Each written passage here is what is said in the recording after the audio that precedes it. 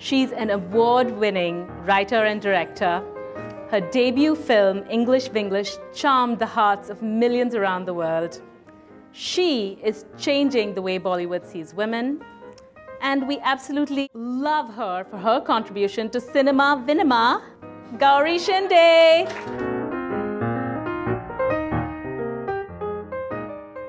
I know you did something very much out of your comfort zone. You woke up early to get on a flight. Yes. So I have to thank you doubly. Yes, I'm not South Indian. I cannot wake up early. It doesn't. But I've done the Bangalore thing today. See, everyone here was all tam-bram, so I hope you're not feeling left out. No, I'm married to one, so I'm reminded of it every day. So, and this is a city, so yes, I'm at home. Your story with English Vinglish was a very personal one. It wasn't just a film that you directed or someone else's story. Can you tell us the history and your inspiration behind this wonderful film? So, first of all, let me tell you all that I was really nervous because this is all woman related, that you told me there's only a woman, women audience. Because finally you get an audience with where your EQ and IQ is the same, and so yeah. So it is. I'm not very good at this. It may appear that I'm from a field where you keep doing these interviews and doing this, but it's still natural. Yeah. So it is tougher. I'm working on it. Yeah. Okay. So yeah, to go back to that, yeah, it is inspired by my mom, this story, and she's someone who has been a bit of a shashi. So yeah, I stole it from my own home, the idea. I've seen her, and even when I started working, I've seen people in advertising, like mostly art directors, who for some reason find it very difficult to speak in English, and although they are really talented, it's the language that comes in between, and which is really sad because and we judge people when their diction falters, when their pronunciation falters, and when they don't speak the language well. And it is something we as this like the way the British left us, we suffer this hangover. That's a really good point, because India has so many languages and we should just be proud. Yeah, a lot of Europeans, they cannot speak English well at all and they don't care. Right. It's only Indians who have this complex. Of course, there's an idea, something that touches you. How do you translate that into an amazing feature film? Tell us about that process. It's your first script. I mean, full-blown script, right? I've written shorter stories and shorter scripts for short films and stuff. But yes, this was my first full-length, 120 pages of screenplay. I mean, I wanted to make a feature film for sure, but I was not in a desperate hurry. I mean, until I had an idea that was worth telling and I was excited about, because you spend 3 years doing a feature film. So you bloody well have an idea, a story that keeps you excited for those 3 years. I mean, you cannot afford to lose interest in your own thing while you're at it. And so, yeah, and I thought this was the story that I really, got my goat, and I thought, yes, this is it. And it happened much later in life. I could have done a feature way long back, but I didn't. I took my own time because I made my first short film in 2001 in New York. I mean, I studied in New York, and I said, I'm going to come back to the city and shoot my first feature film. It took a decade, of course, for me to go back, but... well, actually, yeah, I did retarded, but it happened. I did watch that. It's called Oh Man. It was very interesting. Yes, that was a bit of male bashing there, double standards of men. And then I went back there. There's some connection with New York that I had, and I went back there to write.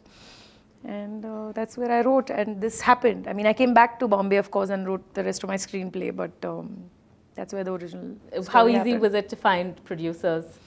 Not easy at all, because You had a foot in. I mean, you were... Yeah, I mean, my husband's made a feature film, so that's how it was. His foot was in. And so, yeah. Yeah, so I had to just put my foot between his feet and like sort of... yeah, but again, because even though you're related to a filmmaker or you're connected in that sense, people are not going to give you a chance just because you are, it's not like... you had to... Chalo, let's do a little play, and which doesn't cost anything. No, this costs a lot of money. So they're not going to bet on you just like that. So I had all the negatives actually, which is first-time director. a woman with a woman-centric film, and with a lead actress, not an actor, and also she's not someone who's shimmying in short skirts and is 25. She's well into her 40s. But you know, if you have so many negatives, it becomes a positive. I think that's what happened because, yeah, I guess for someone at the end, it was hard to say no to it. And yeah, I'm glad someone believed in it. You are responsible for a comeback of like a huge goddess in Indian cinema, Sridevi, and what a job she did in your film. Tell me what it was like, firstly signing her. How did you get someone like her and convince her to get back? I mean, actually, whatever happened with this film was, I think, magical, or just, I mean, I also believe that things just happen. I mean, they would happen. If you believe in it, they just do. I mean, I'm not saying it for the heck of it. That's how I've also led my life. And I didn't know who I was going to. I knew the right Shashi would fall in place at some point. And whatever the names that were available in Bollywood were not, I was not convinced of it. I mean, it didn't feel like this is, because Sridevi wasn't on the radar, you know, she wasn't acting for like 15 years. So I didn't even think of her. She didn't even cross my mind, you know. When someone's not around, you don't think that they're going to come out of, so she was not even an option. But it so happened, I mean, you know, that Balki had actually met Boni, who's Sridevi's husband, and they were talking about his films.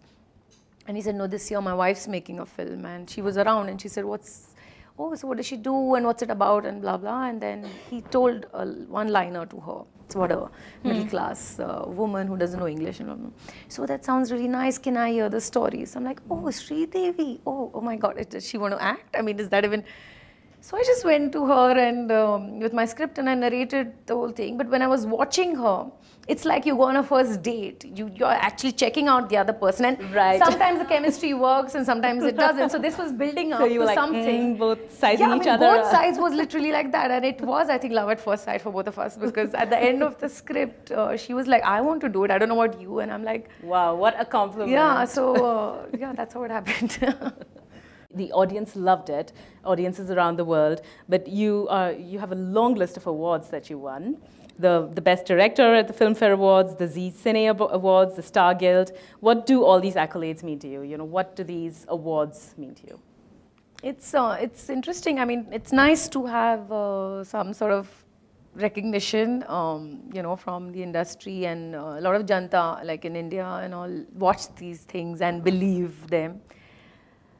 I mean, I'm not a great fan of it. It makes me really awkward to go there and pick this award and say things. But like I was just telling this wonderful lady I met outside of it, just now, that when women or people who've actually come up to me, and this has happened a lot in various countries that I've traveled with this film, and when they've come and told me so, you know, generously and so overwhelmed and very honestly that what they felt and like, you know, how they've connected with the film, I think that's been my best moment of... that's a recognition. Yeah, that's an award, I think. Right. Yes. That's exactly what I wanted to know. You know, it was, we connected because we were Indian, but you know, how did the people internationally connect with this story?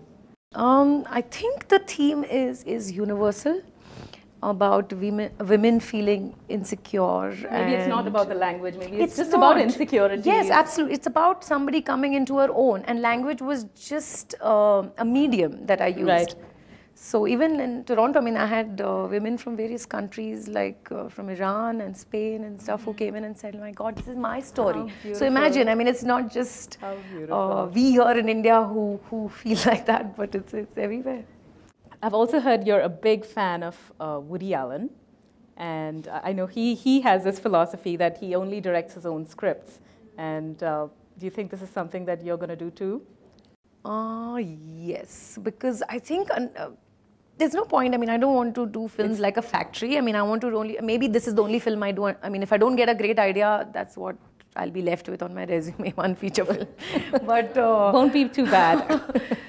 But no, unless there's something really within me to express and want to tell a story that's worth telling, there is no need. And that can come only from inside me to want to write that. And Yeah, unless there's some magical clone of me or someone who really thinks like and has something to express, and I love that, and then that's another date, and we fall in love and say, okay, let's make that film. Yeah, my husband's not going to be happy with a clone. I'm enough already. Well, speaking of your husband, you know, tell me what it's like. I know that both of you have very strong personalities. You work in the same field, and you're known as the dream team. What's it like, you know, working and living together? Tell me about your relationship. Well, it's not so great working together because, to be honest, and we've sworn, but I think we'll get back to it, but we've sworn after the movie that no, please, let's just like stick to being, I mean, he was like, he sort of presented the film and gave a name to it so that, you know, we could get bios. Get it done. So that foot I was talking about, yeah, that was that.